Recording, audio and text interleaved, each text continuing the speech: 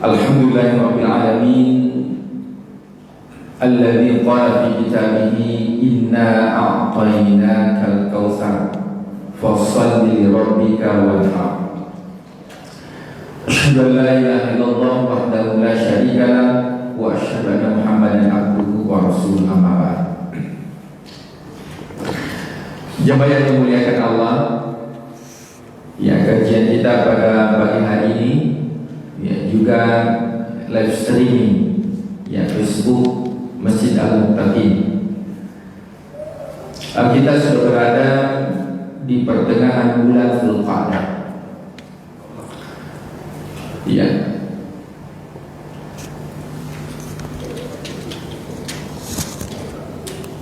Ya. Nah, bulan Dzulqa'dah itu ya memiliki 4 keutamaan. Yang pertama itu termasuk bulan haram.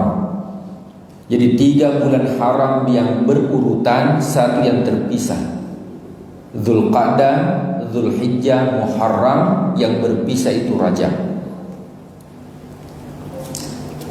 Disebut dengan bulan haram karena bulan tersebut adalah bulan yang dilarang terjadi pertumpahan darah, sehingga yang dilakukan orang-orang Arab adalah duduk di rumahnya masing-masing.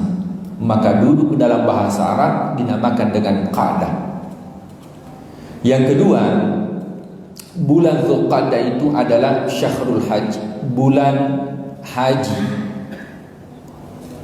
Sehingga ketika banyak orang yang menggunakan paspor hijau, itu dia tidak berangkatnya di bulan Dzulqa'dah, tapi berangkatnya di bulan Ramadan, tinggal ini ilegal, tinggal Syawal, Dzulqa'dah, nanti Dzulhijjah baru keluar dari persembunyian. Ya, kalau didapat selamat, kalau tidak berarti dikunci kedutaan. Ya. Yang ketiga, Dzulqa'dah juga keutamanya adalah bulan pelaksanaan ibadah umroh. Rasulullah SAW 4 kali melakukan ibadah umroh, 3 kali dilakukan di bulan Dzulqa'dah, dan 1 kali melakukan haji dan umroh atau haji lopo yang disebut dengan ifrad. Maka ketika ada orang yang berlomba-lomba melakukan ibadah umrah di bulan Ramadan, maka tahun depan mengikuti sunnah Rasulullah ganti menjadi bulan Dzulqa'dah. Ya, artinya mendaftar haji, ya, baru bisa melakukan ibadah umrah. Nah, kemudian Dzulqa'dah juga ini ya merupakan bulan yang memiliki keutamaan. Ini disebutkan di surah Al-A'raf ayat 143. Wa wa'adna Musa 30 lailah. Nabi Musa dijanji oleh Allah selama 30 hari. Wa atmamnaha bi asyrin. Kemudian disempurnakan 10 hari. Nah, ulama mengatakan 30 hari yang dimaksud itu adalah bulan Dzulqa'dah. Kemudian ditambah 10 hari, yaitu 10 pertama Dzulhijjah. Ya, itulah 4 keutamaan bulan Dzulqa'dah yang saat ini kita masih berada di bulan Dzulqa'dah. Kemudian masuk tema. Yang pertama, kurban. Kurban itu dalam bahasa Arab juga dinamakan dengan udhiyah.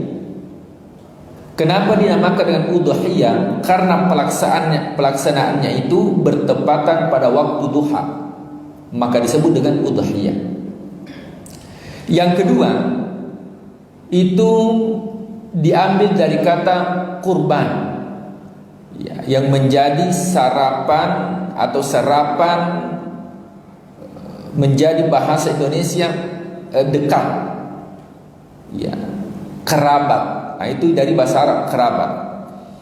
Nah, dalam bahasa Arab, ketika ada kata yang diakhiri dengan alif dan nun, maka itu menunjukkan tentang kesempurnaan. Qara'a yaqra'u, membaca, maka dikatakan Quran, maka kesempurnaan bacaan itu bukan pada Quran, tapi kesempurnaan bacaan adalah Al-Quran. Innama ya'muru, orang-orang yang memakmurkan, itu dari kata umur.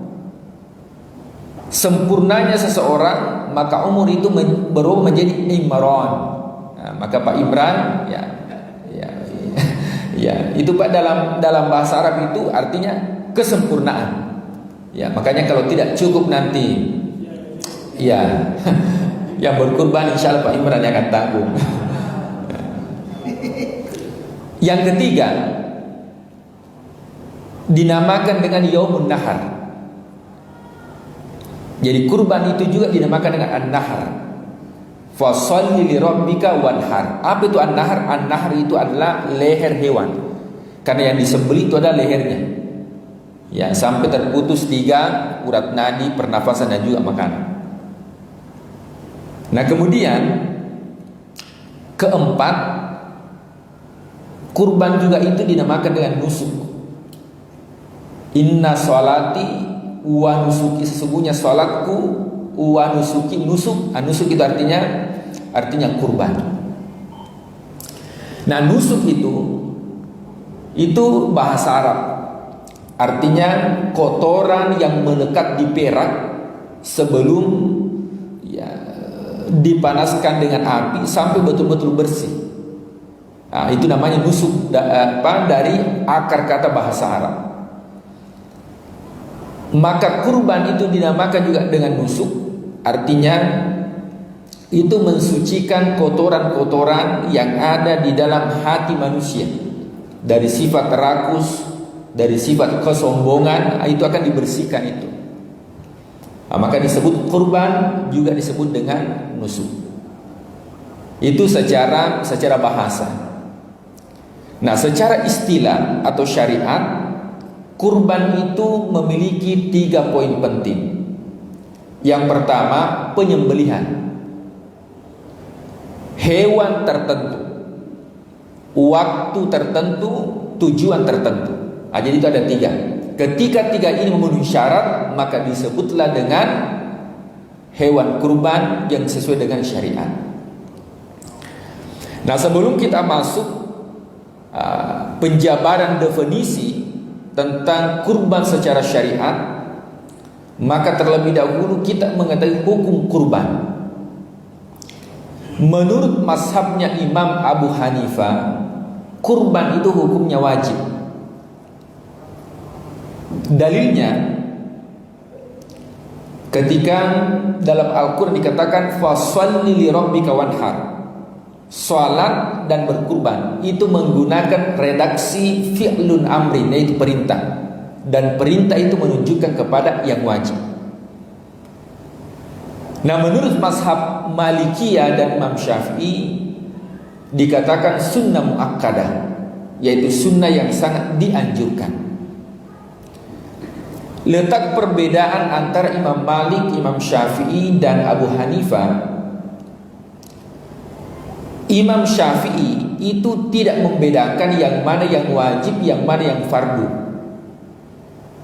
Sedangkan Imam Abu Hanifah dia membedakan yang wajib dengan yang fardu. Boleh mengatakan ketika yang wajib itu segala sesuatu yang disyariatkan sudah mencukupi kecukupan seseorang, kemudian tidak melakukan, wajib itu ketika dia tinggalkan maka menjadi fasik. Tapi kalau yang fardu yang dia tinggalkan itu menjadi kafir. Nah, itu menurut mazhabnya Imam Abu Hanifah. Maka kurban Idul Adha, salat Idul Adha itu dinamakan wajib menurut mazhabnya Imam Abu Hanifah.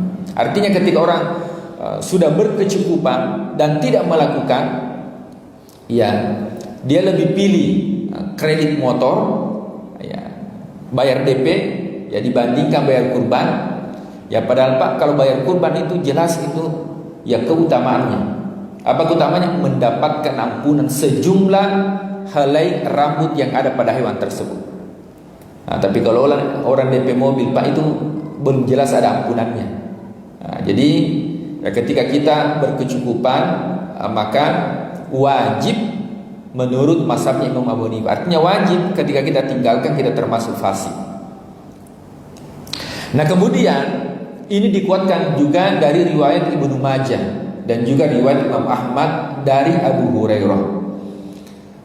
Rasulullah SAW mengatakan, barang siapa yang memiliki kecukupan sa'ah, falam yudahi, tapi tidak berkurban, maka fala yaqrabanna musallana, jangan mendekati sholat Idul Adha.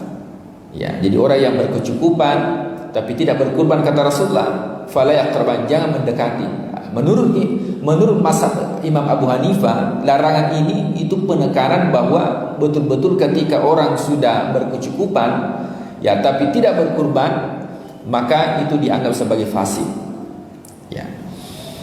Nah, menurut mazhab Imam Malik dan Imam Syafi'i, beliau mengatakan sunnah muakkadah. Apa artinya sunnah muakkadah? Yaitu sunnah yang sangat dianjurkan. Ya, saking dianjurkannya, ya orang itu malu kalau tidak diakikah ke anaknya atau cucunya. Ya kalau mana indra modal supaya akikah. Padahal akikah itu sama hukumnya dengan kurban, sunnah muakkadah, sunnah yang sangat dianjurkan. Kalau motivasi kita mengakikah, mestinya sama motivasinya ketika berkurban, karena hukumnya sunnah, yaitu sunnah muakkadah, sunnah yang sangat dianjurkan. Nah, dalilnya dikatakan dalam sebuah hadis, apabila masuk 10 awal, ya berarti 1 Dzulhijjah sampai 10 Dzulhijjah, wa arada ahadukum, dan diantara kamu sekalian, kata Rasulullah, berkeinginan. Ya, itu maksudnya berkeinginan berarti sudah mendaftarkan diri untuk berkurban. Nah, maka disebut di sini dengan sunnah muakkadah, yaitu sunnah yang sangat dianjurkan. Ya, meskipun ya ada 3 amalan yang wajib bagi Rasulullah, tapi itu sunnah bagi umatnya. Yang pertama yaitu salat witir, itu wajib bagi Rasulullah, itu sunnah bagi umatnya. Yang kedua kurban, dan yang ketiga melakukan sholat duha. Nah, karena keutamaan ini, maka perlu kita pahami tentang penjabaran tentang definisi kurban itu. Ya, kita sudah tahu hukumnya. Ada yang mengatakan wajib, ada sunnah muakkadah. Ya, sunnah muakkadah ini yang sangat dianjurkan, ya, menghampiri wajib. Nah, berarti memang ya kurban itu sangat ditekankan untuk dilakukan. Ya, bahkan pada zaman Rasulullah, sahabat bertanya, apa itu maksudnya Rasulullah orang yang berkecukupan? Itu sahabat bertanya. Rasulullah mengatakan, ketika 3 hari itu masih mampu untuk memberikan makan kepada keluargamu, maka kamu termasuk orang yang berkecukupan.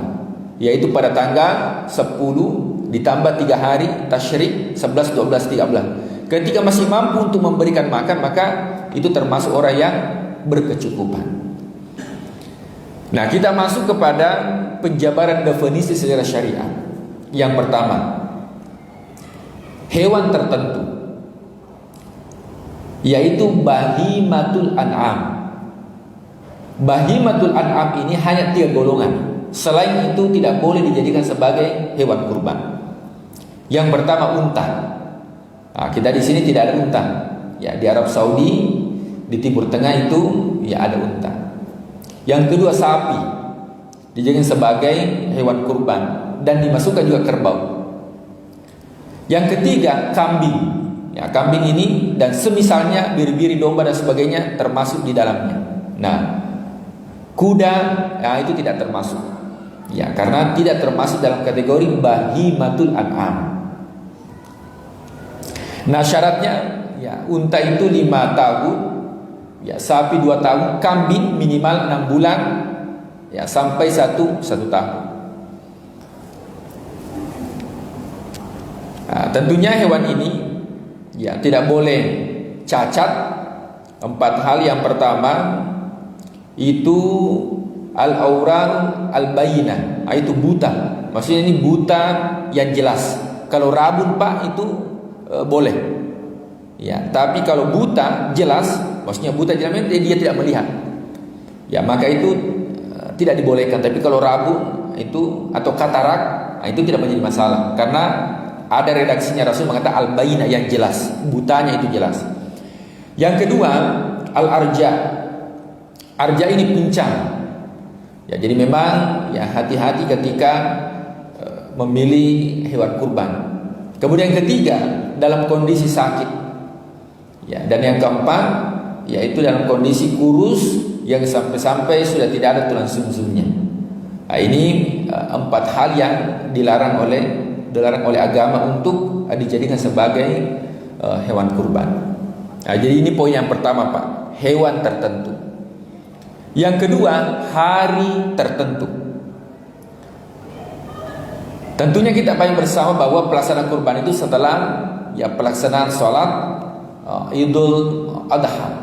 Makanya bedanya Idul Fitri dengan Idul Adha, kalau Idul Fitri itu diundur pelaksanaannya karena siapa tahu ada orang yang terlambat membayar zakat fitrah. Tapi kalau Idul Kurban itu dipercepat Pak. Kenapa? Karena penyembelihan itu disegerakan. Itu pada tanggal 10 Zulhijjah.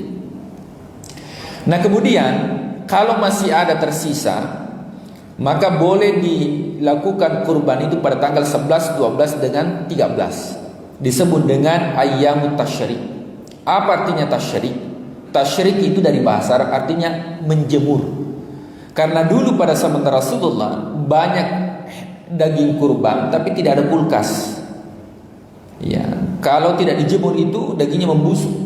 Maka dijemurlah selama 3 hari berturut-turut, yaitu 11, 12 dan 13. Maka hari itu dinamakan juga dengan ayyamut tasyrik. Nah, kalau pelaksanaan ibadah haji setelah tanggal 9 Zulhijjah itu hari Arafah. Kita di Indonesia kita berpuasa. Nah setelah itu Maghrib dan Isya melakukan perjalanan ke Musdalifah untuk mabit. Nah setelah mabit paginya itu sudah tanggal 10 Zulhijjah, maka melakukan namanya Jumratul Aqabah. Itu melontar jumrah. Setelah melontar jumrah kemudian tahallul, berarti sudah bisa berganti pakaian. Yang tidak bisa itu dilakukan adalah bertemu dengan suami dengan istri.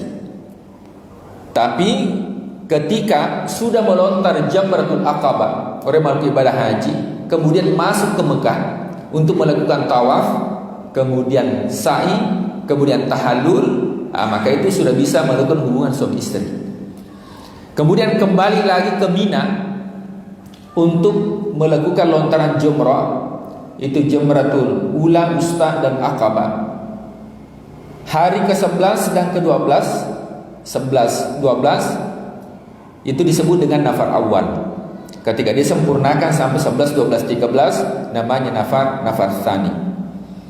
Nah kita di Indonesia yang pertama disunahkan itu puasa pada tanggal 9 Zulhijjah atau puasa Arafah. Nah pada tanggal 10 kita melakukan lebaran dan juga pemotongan hewan kurban. 11, 12, 13 itu masih dibolehkan ya, atau disebut dengan ayyamut tasyrik. Nah ini waktunya. Nah kemudian tujuan. Nah, tadi hewan tertentu, waktu tertentu, tujuan. Nah tujuan adalah untuk mendapatkan ridha Allah. Ada orang yang berkurban. Kenapa berkurban sapi? Bilang Ustaz, karena ini ya, usahanya bapakku itu usaha bakso. Dan kebetulan bakso yang ya, dibutuhkan itu sapi. Itu berarti bukan karena Allah Pak. Kenapa? Kenapa kambing? Bilang Ustaz, karena kebetulan saya ya tidak ada kolesterol. Ya, jadi kalau niatnya Pak, kapan niatnya? Ya, bukan karena Allah, maka ini berarti ada tujuan. Ya, tujuan penyembelihan itu yang tidak sempurna. Meskipun hewannya sempurna, kemudian waktu penyembelihan sempurna, tapi poin yang ketiga yang paling penting adalah tujuan. Ya, tujuannya untuk ya kepada Allah. Inna sholati wa nusuki wa mahyaya wa mamati lillah. Ya. Adapun nanti ya mau digunakan untuk apa? Nah, itu terserah. Yang penting bukan niat awalnya seperti itu, Pak. Ya, karena memang ya ada orang ya sebagian dia berkurban. Ya ditawari kambing dia tidak mau, lebih baik sapi, Pak. Ya kenapa? Karena bisa dibuat untuk bakso. Nah, jadi memang niatnya ada bakso, Pak, sebelum mendaftarkan kurban. Nah, kalau ada yang seperti ini, maka perlu diperbaharui niat ya sebelum penyembelihan dengan cara perbanyak membaca inna sholati wa nusuki wa mahyaya wa mamati lillah. Karena itu termasuk bacaan yang diucapkan bagi orang yang berkurban atau menyaksikan hewan kurban yang disembelih. Nah, Rasul mengatakan, ya Fatimah, wahai Fatimah, ya silakan keluar dan saksikanlah hewan kurbanmu sambil membaca inna sholati wa nusuki wa mahyaya wa mamati lillahi rabbil alamin la syarikalah wa bidzalika umirtu wa ana minal muslimin. Dan jemaah yang dimuliakan Allah, ketika hewan kurban itu disembelih, paling baik, ini paling baik, itu disembelih bagi orang yang berkurban. Itu nanti kita bahas apakah ada panitia kurban pada zaman Rasulullah. Ya. Nah, paling baik itu disembelih bagi orang yang berkurban. Kalau tidak bisa, pada zaman Rasulullah itu dia sembelih kurban sendiri. Tapi kalau lebih dari satu, lebih dari kemampuan, maka itu diperwakilkan. Maka adalah pembentukan panitia yang mana yang akan nanti mengubah khusus bagi orang yang diperwakilkan untuk menyembelih. Karena ya, kita tidak mampu untuk menyembelih sendiri. Tapi kalau ada Pak yang mampu, itu jauh lebih baik. Tapi kalau tidak bisa, diperwakilkan. Ya. Nah, kemudian pada saat diperwakilkan, Pak, itu tidak boleh dipersyaratkan. Jadi orang yang menyembelih Pak ini tidak boleh ada persyaratan, baik secara langsung ataupun tidak langsung. Apa itu secara langsung? Saya sembelih tapi saya bagian kepalanya, itu langsung, Pak. Itu tidak sah kurbannya, Pak. Atau tidak langsung, ingat tahun kemarin, itu tidak langsung. Ingat seperti tahun kemarin, itu tidak langsung. Maka itu dipersyaratkan, itu tidak boleh. Ya makanya, ya kenapa sebagian masjid atau ada juga masjid, Pak, memang ya peruntukan untuk kurban itu 2 juta, khusus untuk memang hewan kurban. Nah, dana operasional diambil dari dana masjid. Itu ada sebagian begitu. Nah, ada juga yang rincikan, Pak, 2 juta, 1,8 peruntukan untuk ya hewan kurban, 200-nya itu sebagai operasional, beli kantong, termasuk juga untuk mengupah. Nah, karena tidak boleh mengambil upah dari hewan kurban. Nah, juga di samping tidak boleh mengambil upah dari hewan kurban, yang kedua, tidak boleh untuk menjual. Ya, tapi kalau orang yang sudah diberikan dia jual, tidak menjadi masalah, Pak. Nah, contoh, penyembelihan selesai, kemudian yang menyembelih itu diberikan kepalanya, tapi bukan itu upah, Pak. Ya itu hanya ya sedekah atau hadiah, ya itu boleh. Tapi kalau dianggap sebagai upah, ya bagian dari upah penyembelihan itu tidak dibolehkan. Yang kedua, ya tidak boleh juga untuk dijual. Ya semuanya, Pak. Ya termasuk ya kulitnya. Tapi ketika sudah dihadiahkan, sudah disedekahkan, kemudian orang tersebut ingin menjual, maka itu dibolehkan. Ya kalau sudah disedekahkan. Nah, oleh sebab itu, ya karena kurban ini kalau kambing, ya pembiayaan 1 orang. Kalau sapi, pembiayaan 7 orang. Nah, jadi sehingga demikian tidak dibenarkan ada orang yang berkurban dia sudah minta jatahnya. Kalau Pak kolektif, tidak bisa, tapi Pak Haji saya daftar kurban, tapi kebetulan saya tidak terlalu kalau kepalanya, saya paha kanannya saja. Itu Pak berarti mempersyaratkan tidak dibolehkan. Tidak ada persyaratan pada dalam ini. Serahkan, kalau diperwakilkan tergantung nanti penitia dia baginya apa saja yang kita dapat Pak. Insya Allah penitia itu sudah paham ya, kalau hati itu dibagi 7 ya, kalau jantung dibagi 7, kalau ini dibagi ini, maka tidak boleh ada persyaratan ketika ya menyetorkan untuk kurban. Saya nanti paha kanannya mau, kan pahanya Pak ada 4, terus 3 orang itu dapat apa? Jadi nanti tinggal penitia. Nah, adapun kecuali Pak, kecuali kalau ada kesepakatan. Jadi kalau kesepakatan mengatakan ya 7 orang ini kita sepakat saja ya bahwa si A yang dapatkan kepalanya. Kalau disepakati berarti tidak ada yang dirugikan. Itu sebenarnya intinya. Karena siapa tahu ada orang yang sudah mengisyaratkan kepalanya, yang lain sebenarnya Pak mau juga kepalanya. Tapi tak kalah tidak enak karena sudah di ini, maka itu bisa tidak menyempurnakan dalam penyembelihan hewan kurban. Nah, kemudian yang ketiga, yang pertama tadi tidak boleh dipersyaratkan termasuk upah itu, dan yang kedua tidak boleh dijual, dan yang ketiga orang yang sudah mendaftarkan dalam kurban itu maka dilarang untuk memotong, mencukur itu rambut, bulu-bulu atau kuku ketika sudah daftarkan, khususnya itu pada tanggal 1 sampai 10 Zulhijjah. Ya, jadi kalau didaftarkan Pak di bulan Zulqa'dah itu belum masuk. Nanti terhitungnya itu pada tanggal 1. Ya, 1 Zulhijjah sampai 10. Nah, menurut mazhab Imam Hanabila, beliau mengatakan bahwa itu hukumnya haram. Artinya haram kita Pak untuk memotong kuku, mencukur rambut. Menurut mazhab Imam Syafi'i, beliau mengatakan makruh. Makruh artinya Pak, kalau kita tinggalkan itu bisa menyempurnakan. Sementara mazhab yang lain dia mengatakan bahwa itu bagian dari mubah.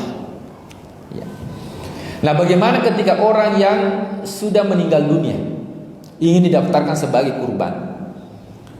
Di sini ada 5 pendapat ulama. Yang pertama, tidak dibolehkan. Jadi kalau ada yang berpendapat seperti ini Pak, berarti dia mengadu pendapat yang pertama. Dalilnya, wa alaisa lil insani illa ma sa'a. Manusia tergantung usahanya. Orang yang sudah meninggal dunia itu sudah tidak ada usahanya Pak. Ini dalil umumnya. Tapi sebagai ulama mengatakan ini tidak terlalu kuat. Kenapa? Karena orang yang meninggal dunia itu masih bisa mendapatkan manfaat dari orang yang hidup. Itulah gunanya didoakan. Salat jenazah itu tidak ada rukun dan sujudnya. Kenapa? Karena salat jenazah itulah doa. Maka orang meninggal dunia ini didoakan oleh orang yang hidup. Berarti masih ada amalan yang bisa diperuntukkan bagi orang yang sudah meninggal dunia. Nah, pendapat yang kedua mengatakan boleh dimasukkan namanya dengan syarat itu diikutkan oleh keluarganya. Ya, jadi kalau misalnya anaknya ya ingin memasukkan orang tuanya dalam daftar kurban, maka menurut pendapat yang kedua sebaiknya dia masukkan juga namanya. Ya, berarti dua kota. Satu kota untuk yang berkurban dan satu kota untuk yang dimasukkan namanya yang sudah meninggal dunia. Itu pendapat yang kedua. Dalilnya Rasulullah SAW ya, ketika dia berkurban dia berdoa, Allahumma taqabbal minni, ya Allah terimalah kurban, wa ali baiti, dan juga keluargaku. Berarti dia ikutkan Pak. Dia berkurban Rasulullah dan dia ikutkan keluarganya, dan termasuk keluarganya sudah meninggal dunia. Karena hadisnya secara umum, anak putranya Rasulullah itu meninggal, ada namanya Muhammad, Abu Qasim, Ibrahim. Itu meninggal semua ya ketika masih kecil, sehingga diturunkanlah surah Al-Kautsar. Jadi Al-Kautsar itu takziah kepada Rasulullah, yang kebiasaan orang Arab kalau ada putranya semuanya meninggal dunia, maka orang Arab mengatakan abtar. Ya, abtar Pak itu dalam bahasa Arab artinya terputus nasabnya. Karena laki-laki yang bisa melanjutkan estafet kepemimpinan dan putra Rasul meninggal semua, maka diturunkanlah surah Al-Kautsar sebagai bentuk takziah atau sebagai bentuk hiburan kepada Rasulullah. Inna a'tainakal kautsar, hai Muhammad, engkau diberikan Al-Kautsar. Yang pertama, Al-Kautsar itu telaga, dan yang kedua, Al-Kautsar itu nikmat yang sangat banyak, ya, termasuk nikmat kenabian. Yang ketiga mengatakan boleh mengkhususkan bagi orang yang meninggal dunia. Apabila, jadi boleh mengkhususkan orang yang sudah meninggal dunia apabila pernah diwasiatkan. Jadi Pak, sebelum dia meninggal 1 tahun 2 tahun dia pernah berwasiat, ya, nanti kalau masuk ya Ramadan ini saya berniat, ya, atau pernah dia ceritakan berkeinginan untuk berkurban, maka boleh Pak dikhususkan, karena dia pernah berpesan. Kemudian yang keempat, ini secara umum. Yang keempat mengatakan boleh-boleh saja, ya, silakan didaftarkan dalam kurban, karena ya boleh melakukan amalan terhadap orang yang sudah meninggal dunia, termasuk tadi itu doa. Orang yang hidup boleh mendoakan yang meninggal. Kemudian yang kelima mengatakan, ya, saya lebih cenderung, termasuk juga ini pendapat Imam Ali, beliau mengatakan, ya, untuk mensedekahkan. Artinya ada orang yang berkurban yang didaftarkan orang yang hidup, Pak, tapi daging kurbannya itu dia tidak dapatkan 2/3, tapi semua disedekahkan bagi yang meninggal dunia. Jadi sudah ada 5. Kira-kira yang mana yang menurut kita, ya, kayaknya ini sudah seret di hati ini. Yang penting jangan keluar dari 5 itu. Kalau kita keluar dari 5 berarti tidak berkurban, ya. Jadi orang yang sudah meninggal dunia boleh diikutkan, boleh juga sendiri, boleh juga ahli warisnya yang berkurban, tapi hewan kurbannya itu tidak diambil 2/3, tapi semua disedekahkan, ya. Apalagi kalau kurban wajib. Kurban wajib itu tidak boleh diambil bagian, Pak. Nah, kurban wajib itu diantaranya kurban wasiat, kemudian kurban nazar. Itu kurban wajib semua disedekahkan. Nah, jemaah yang dimuliakan Allah, ya. Nah, kemudian ya kita masuk, ya, ke amil, ya. Kalau amil zakat, Pak, itu ada. Ya, amil zakat itu ada. Tapi panitia kurban itu tidak ada, ya. Kalau dilihat dari dasar hukumnya, Pak. Wal amilin alaiha, berarti ada amil. Nah, amil zakat itu, ya, itu mendapatkan, kalau dibagi, Pak, itu mendapatkan 1/8. Hanya saja memang kalau zakat fitrah itu ya hanya peruntukan untuk fakir miskin. Kecuali kalau zakat harta baru mendapatkan 8 golongan itu. Nah, penitia kurban, ya, penitia kurban itu juga tidak mendapatkan bagian khusus, Pak. Ya, tidak ada bagian khusus. Dia mendapatkan bagian seperti mendapatkan bagian yang lain, Pak. Jadi itu tidak boleh juga. Kasih kami menunya, kasih kami hatinya, karena panitia kita uang. Itu tidak boleh dipersyaratkan. Memang dia sebagai panitia kurban, tapi bukan amil. Yang ada dalam syariat itu adalah amil zakat, tapi panitia kurban itu tidak ada. Akan tetapi jadi itu, Pak, intinya tidak ada persyaratan, ya. Jangan sampai karena kita tahu ini panitia kurban golongan kolesterol jangan dikasihkan anunya, apalagi namanya itu jeroannya, ya. Berarti dipersyaratkan. Tidak ada persyaratan, Pak. Karena dia bisa membatalkan dan mengurangi yang namanya hewan kurban. Ya, silakan dibagi sesuai dengan, ya, panitia membagi. Jadi ketika sudah dibagi, Pak, bagusnya itu jangan label dulu. Kalau untuk dibagi secara ini, karena siapa tahu, ya, di masjid lain, Pak, ada seperti itu. Ya, dia sudah ini potong-potong, karena kebetulan dagingnya, Pak, kurang lemaknya. Setelah itu sudah disingkirkan di belakang. Ini bagiannya Pak potong. Ini persyaratkan, Pak, tidak boleh. Itu bagian dari kesempurnaan. Nah, jemaah yang dimuliakan Allah, tapi kita bersyukur bahwa di semua masjid itu sampai di Mesir Pak, di Timur Tengah memang ada yang mengurus Pak. Ya, itulah dibentuk namanya panitia kurban. Karena banyak orang dia tidak tahu di mana dia berkurban, siapa yang membeli sapi. Kalau pada zaman Rasulullah masing-masing ada orang ternaknya Pak. Jadi tinggal dia bawa atau dia sembelih sendiri. Nah, kalau sekarang kita mencari, maka amanahkanlah ke panitia kurban untuk mencari sesuai dengan kriteria yang diajarkan oleh agama dan juga memenuhi syarat kesehatan. Ya, tentunya panitia lebih paham. Maka itulah kenapa ada disamakan dengan panitia kurban. Dan betul-betul panitia kurban itu lillah. Itu tidak ada unsur-unsur duniawi, betul-betul hanya untuk lillah. Nah, jemaah yang dimuliakan Allah. Nah, kita masuk di 10 menit terakhir itu tentang hikmah disyariatkannya kurban. Yang pertama yaitu wujud rasa syukur. Ya, karena kalau kita bersyukur Pak, itu tahapannya ada 3. Yang pertama i'tiraf, pengakuan. Jadi kalau ada orang diberikan rezeki yang melimpah dan mengatakan bahwa alhamdulillah, rezeki yang melimpah ini karena usahaku, maka itu bukan orang yang bersyukur. Karena mesti disandarkan kepada Allah. Maka syarat yang pertama adalah i'tiraf. Orang yang mendapatkan nikmat, alhamdulillahilladzi bi nikmatihi tatimmus shalihat. Orang yang mendapatkan usaha tapi belum maksimal, tidak sesuai dengan harapan, maka tetap membaca alhamdulillah ala kulli hal. Itu yang diajarkan Rasulullah. Nah, kemudian yang kedua, as-sana'u bil lisan, itu mengucapkan dengan lisan alhamdulillah.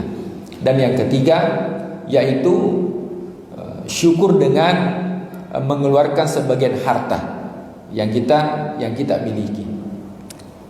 Makanya dikatakan inna a'tainakal kautsar. Ya, sungguhnya engkau diberikan banyak nikmat. Katsara katsir al-kautsar, banyak nikmat.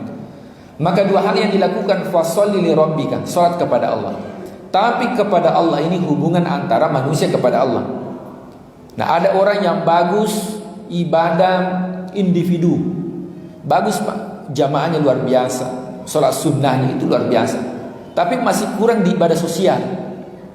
Nah, kurban ini bagian daripada ibadah sosial. Maka dianggap manusia itu sempurna kalau bagus hubungan horizontal kepada Allah, vertikal, dan juga horizontal, vertikalnya kepada Allah, kemudian horizontalnya kepada manusia. Dan salah satu ibadah yang bisa membuat manusia baik secara ibadah horizontal yaitu ibadah kurban. Nah, maka ini hikmah yang pertama, yaitu wujud rasa syukur. Yang kedua, itu mendekatkan diri kepada Allah. Ya, jadi cara mendekatkan diri kepada Allah itu dengan cara kita berkurban. Ya, karena dalam diri manusia Pak, yang bisa memalingkan itu adalah urusan duniawi. Urusan duniawi itu urusan di luar manusia. Nah, di dalam manusia itu namanya ada nafs. Ya, ada nafs. Dan makanya ada istilah itu jihadun fi sabilillah dengan jihadun fillah. Kalau jihadun fi sabilillah itu berjihad melawan musuh. Nah, sekarang sudah tidak ada musuh. Pada zaman Rasulullah ada orang-orang kafir musyrik berperang, namanya jihadun fi sabilillah. Tapi kalau jihadun fillah berarti itu musuh yang ada di dalam, yaitu nafs. Nah, makanya sebuah riwayat dikatakan raja'na ila jihadil akbar min jihadil akbar ila jihadil asghar. Kami kembali dari jihad yang besar, jihad yang kecil menuju jihad yang besar. Apa itu jihad yang besar? Yaitu jihad melawan hawa nafsu. Nah, nafsu yang paling rendah itu dimakan dengan nafsul ammaratu bisu, yaitu mengarahkan kepada kemungkaran. Yang kedua, kalau ada orang yang melakukan maksiat kemudian dia menyesal, maka itu disebut dengan nafsul lawamah.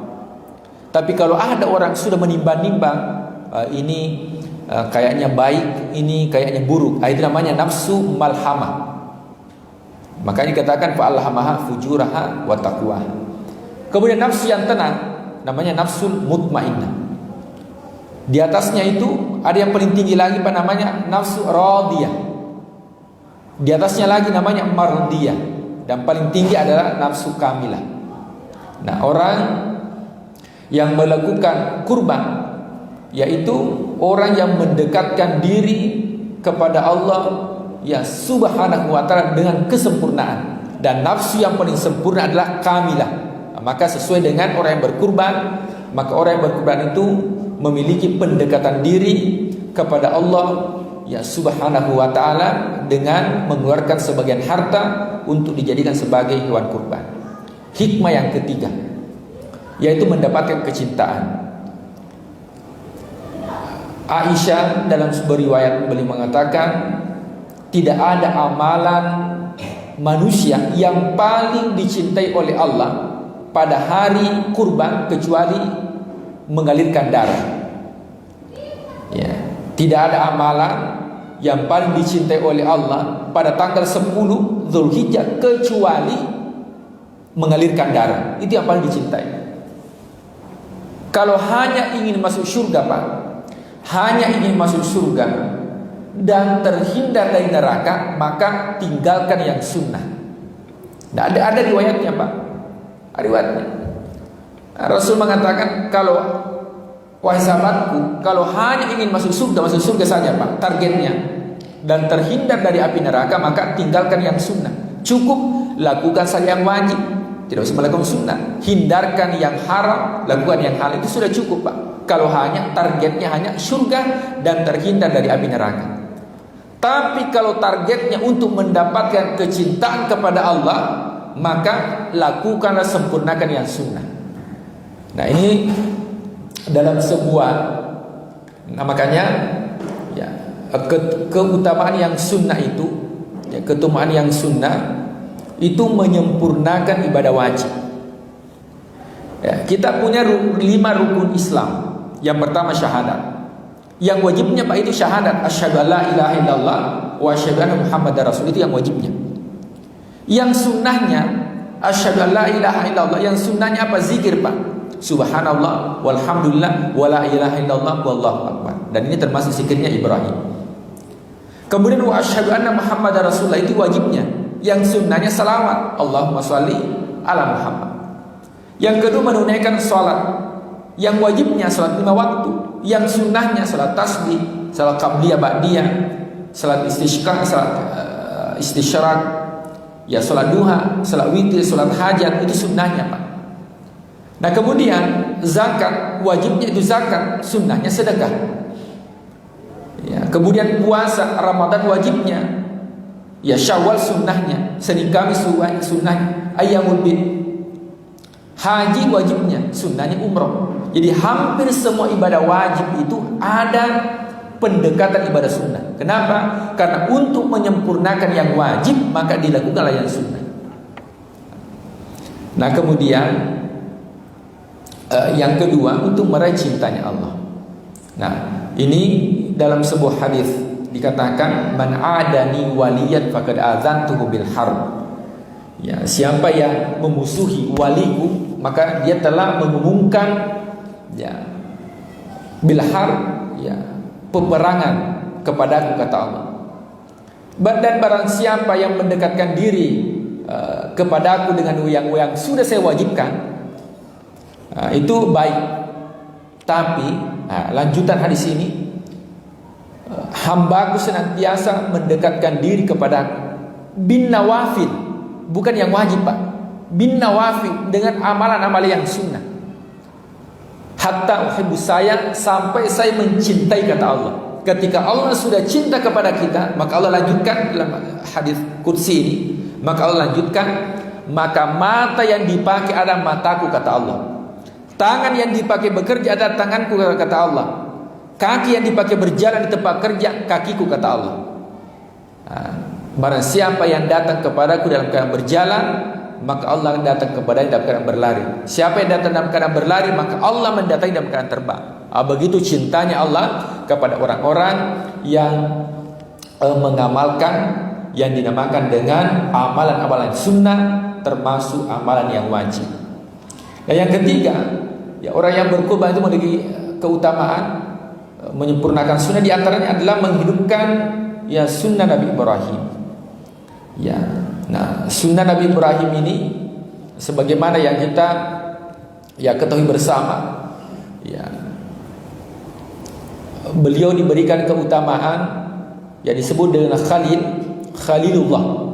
Bahkan Rasul mengatakan, seandainya saya diberikan keutamaan oleh Allah untuk menjadikan Khalil, maka yang dijadikan sebagai Khalil itu adalah Abu Bakar. Tapi Khalil itu hanya kepada Nabi Ibrahim. Oleh sebab itu, kenapa Nabi Ibrahim itu mendapatkan predikat Khalil? Yang pertama, akhtartu amrallah, dia lebih pilih perintah Allah dibandingkan urusan dunia.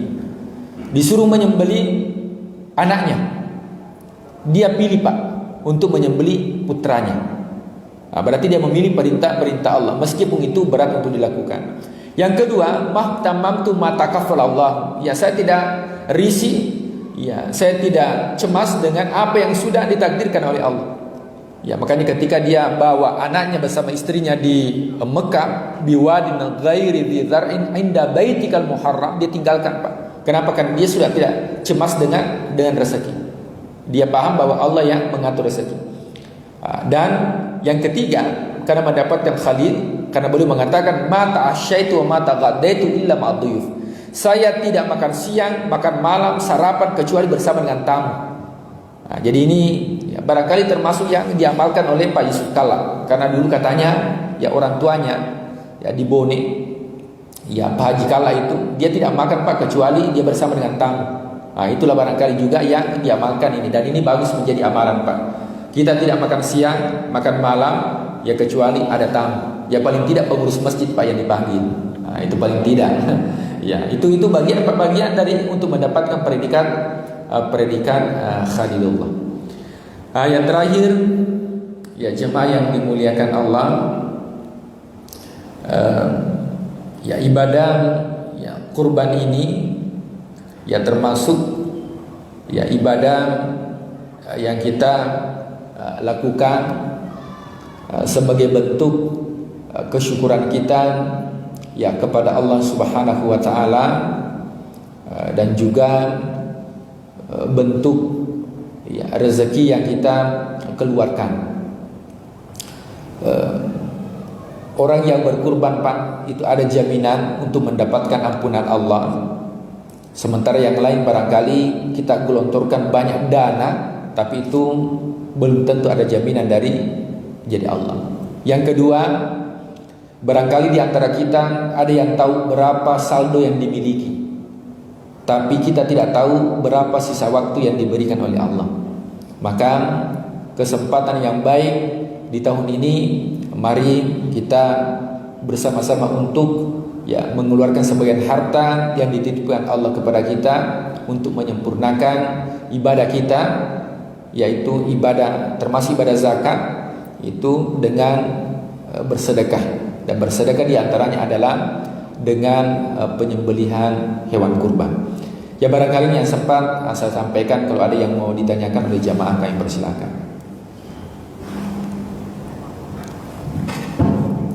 Kami persilakan jamaah yang ingin bertanya. Assalamualaikum warahmatullahi wabarakatuh. Terima kasih banyak Ustaz atas segala penjelasannya.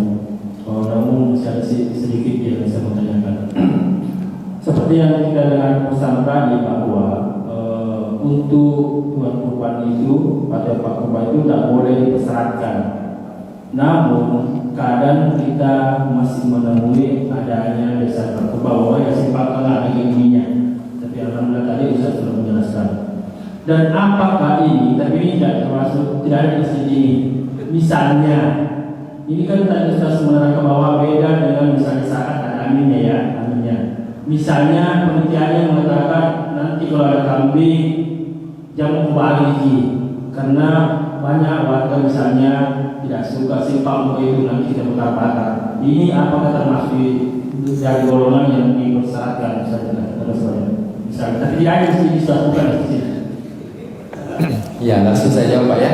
Ya, nah itu Pak termasuk dipersyaratkan itu. Ya, termasuk dipersyaratkan. Ya, masalah banyak yang kolesterol Pak, apa tidak itu urusannya Pak. Ya, itu urusannya. Bisa gitu kalau habis makan itu ya diniatkan untuk untuk obat atau setelah itu minum Pepsi. Nah, itu juga bisa ini. Tapi jangan dipersyaratkan Pak. Masalah dibagikan nanti. Nah, khususnya Pak, ini muncul pertanyaan baru. Jadi saya tadi jawab Pak, tidak boleh dipersyaratkan. Muncul pertanyaan baru, bolehkah orang yang itu Pak, orang yang berkurban yang harus dibagikan daging kurbannya Pak. Kalau dia kurbannya kambing Pak, bagikan kambing. Kalau dibagikan dari sapi Pak, itu bukan hewan kurban tapi itu sedekah, boleh. Tapi sebaiknya dibagi apa yang dia tidak boleh Pak. Dia kurbannya kambing, mintanya sapi. Ya, tidak boleh seperti itu. Jadi dia mendapatkan Pak bagian dari hewan kurbannya. Kalau memang dia menyembelih kambing, maka ya diserah kambing. Terserah nanti ketika sudah diserahkan dan dia kembalikan kepada pengurus, maka itu sudah lain lagi ceritanya Pak. Nah, itu mau disati silakan, ya, tidak menjadi masalah. Tapi harus sampai dulu Pak, sampai dulu kepada orang yang berkurban. Nanti ketika sampai dia mau berikan kepada siapa, diserahkan kembali dan sebagainya, maka itu bagian dari sedekah. Jadi kapan sudah sampai kepada yang berkurban Pak, kemudian dialihkan, maka itu bagian dari sedekah. Termasuk Pak, ya dia mau jual, itu tidak menjadi masalah. Ada kulit kan kita tidak fungsikan daripada bau jadi silakan sedekahkan Pak. Ya, ada yang potong yang potong kurban, tidak apa-apa. Kita sedekahkan. Kita sedekahkan kulitnya kalau Pak, yang 7 orang ini memang tidak mau ambil. Jadi tanya dulu yang 7 orang itu ada tidak yang mau ini, yang mau ambil kininya, kulitnya. Kalau sepakat Pak, ini sepakat. Ya, bagaimana? Ini ada kulitnya ini. Kita mau siapa kan semestinya itu dibagi itu. Tapi jarang Pak. Ya, rata-rata yang ini dagingnya. Sudah diserahkan. Nah, maka boleh atau penitia sepakat yang 7 orang ini Pak, boleh jadi seperti ini. Sepakat yang 7 orang ini bahwa ya kulitnya ini diserahkan kepada penitia. Berarti Pak sudah beralih. Maka penitia silakan mau dijual untuk didonasikan di operasional, tidak menjadi masalah Pak. Yang penting itu sudah sampai dulu. Nah, itu intinya. Sudah sampai ke yang berkurban. Kalau sudah sampai maka saya serahkan ke ini. Sudah sampai. Yang menjadi masalah adalah ketika belum sampai Pak, ini menjadi masalah. Ya, ada berkurban, saya nanti potong ini. Tapi saya ambil kepalanya. Ini belum sampai Pak ke yang ini, yang kepada yang berkurban. Kecuali kalau yang berkurban itu sepakat Pak. Ya sepakat lah. Ya, yang 7 orang ini sepakat bahwa kepalanya itu ya kami serahkan. Berarti kalau sudah serahkan Pak, sudah bukan lagi dari ini, itu bagian lagi transaksi sedekah. Jadi tinggal kesepakatan, kemudian yang kedua tersampaikan kepada orang yang berkurban. Itu sih Pak sebenarnya intinya. Wallahu a'lam bishawab. Saya kira semakin menarik dan saya yakin masih banyak yang ingin bertanya. Insya Allah kita lanjutkan nanti pertanyaan pada saat kita ngopi di luar. Berhubung waktu sudah menunjukkan waktu istirahat. Kami persilakan pada Ustaz untuk menutup dan memimpin kita baca. Terima kasih. Saya terus. Assalamualaikum warahmatullahi wabarakatuh. Yang terakhir Pak ya waktu duha itu ada 3. Yang pertama di awal waktu disebut dengan istisyraq. Ya, salat sunnah istisyraq. Niatnya niat salat sunnah istisyraq 2 rakaat. Pahalanya seperti pahala haji dan umroh. Taman, sempurna. Duha yang kedua pada pukul 8 sampai pukul 9. Yaitu minimal 2 rakaat, maksimal 4 rakaat. Keutamaannya adalah seperti orang yang bersedekah 360 persendian Pak. Jadi kalau sering ada remati, silakan lakukan salat sunnah duha itu pada pukul 8 dan pukul 9. Kemudian duha yang ketiga itu pada pukul 10 sampai pukul 11. Keutamaan kata Rasulullah, siapa yang merutinkan maka diberikan keutamaan, dicukupkan rezekinya pada hari itu. Jadi ini mudah-mudahan kita terbiasa melakukan ya amalan-amalan sunnah untuk menyempurnakan. Bahkan ulama mengatakan ketika ada amalan-amalan sunnah dari Rasulullah SAW, usahakan lakukan meskipun satu kali, tapi itu dilakukan, Pak. Makanya orang yang bisa salat tasbih ini termasuk ayyamul bid, ya, puasa-puasa sunnah itu setiap bulannya meskipun satu kali dalam seumur hidup. Itu dilakukan sebagai bentuk mendapatkan syafaat Rasulullah. Nanti kalau di akhirat, ya itu tidak ada lagi sunnah yang kita tinggalkan, Pak. Ya, termasuk ada amalan sunnah, itu amalan rahasia, itu amalan sunnah juga. Rasulullah itu ada amalan sunnahnya nanti ditahu setelah dia meninggal dunia. Dan ini pernah kejadian di Masjid Al-Ukhuwah, ya di Kayu Agung itu, Pak. Ini ternyata tiap Jumat itu ada yang ini membawa Jumat berkah. Orang tidak tahu, Pak, siapa yang ini, siapa yang bawa. Nanti setelah disolatkan, pas hari ini orang menunggu. Barusannya di Jumat ini tidak ada. Ternyata dikemukakan sampai ternyata ya almarhum yang ini. Itu juga dari bagian amalan-amalan sunnah yang meskipun satu kali seumur hidup ya kita lakukan, tapi itu bentuk nanti di akhirat ketika bertemu dengan Rasulullah SAW, ya Rasulullah, kami sudah melakukan amalan-amalan sunnah yang engkau sunnahkan.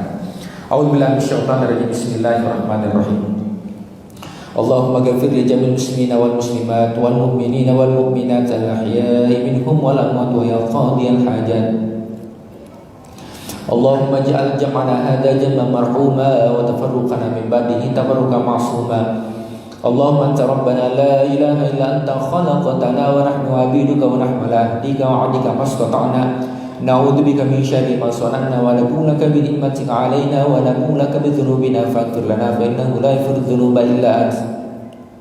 Rabbana hab lana min azwajina wa dhurriyyatina qurrata a'yun waj'alna lil muttaqina imama. Rabbana atina fid dunya hasanah wa fil akhirati hasanah wa qina adzabannar. Wa sallallahu ala Muhammadin walhamdulillahi rabbil alamin. Subhanakallahumma wa bihamdik asyhadu an la ilaha illa anta astaghfiruka wa atubu ilaik. Assalamualaikum warahmatullahi wabarakatuh.